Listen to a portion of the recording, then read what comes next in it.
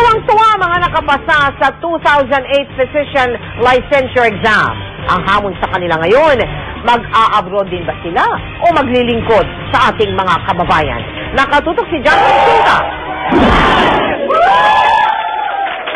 Hindi mabura ang ngiti sa labi ni Marlon Diaz Garcia, ang top notcher sa 2008 Physician Licensure Examination nang surpresahin siya ng mga estudyante at faculty ng FEU NMRF ngayong araw. Lord, you've been so good to me. I didn't deserve this, but you gave me this favor, and I thank you for that. Hindi pa nakakapagdesisyon si Garcia kung mangingibang bansa ba siya, pero gusto niya raw muna makapaglingkod sa ating mga kababayan, bagay na silang ayunan ng kanyang ina. Pumunta somewhere in depressed area, na i-share niya yung blessing. Nilibot din ni Garcia ang kanyang mga naging profesor para magpasalamat dahil sa karanganang ibinigay sa universidad. Tatanggap si Garcia ng 30,000 pesos mula sa FEU NMRF at $1,000 mula sa Alumni Association ng universidad na nakabase sa US.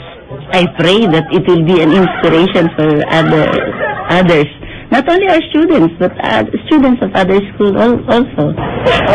Masayang-masaya din si Janice Jill Lao ng UP Manila na naging top 3 sa Physician Licensure Exam. Parang kailangan naman talaga ng doctors here. Dito kasi din ako nag-train, so gusto talaga din. Nasungkit naman ng UP Manila ang 98% passing rate, ang pinakamataas na passing rate sa medical board exam ngayong taon. Sumunod ang University of Santo Tomas na may 95%. Sa kabila ng karangalang tinamo ng mga universidad sa katapos lamang ng Physician's Licensure Examination, hangad pa rin daw nila na mahimok ang kanilang mga graduate para manatilit maglingkod dito sa ating bansa. Bagamat aminado ang UST na marami silang graduate sa doktor, ano ng ibang bansa, marami pa rin naman daw ang bumabalik. They come back and serve the university, either they teach or they practice here or probably go into research.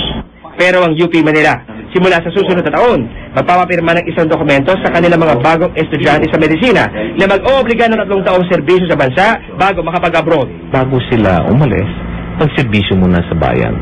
After all, scholars ng bayan yun. Subsidize ang education nila by government to the tune of about 83% of cost of physical education. John Consulta, Nakatutok, 24 oras.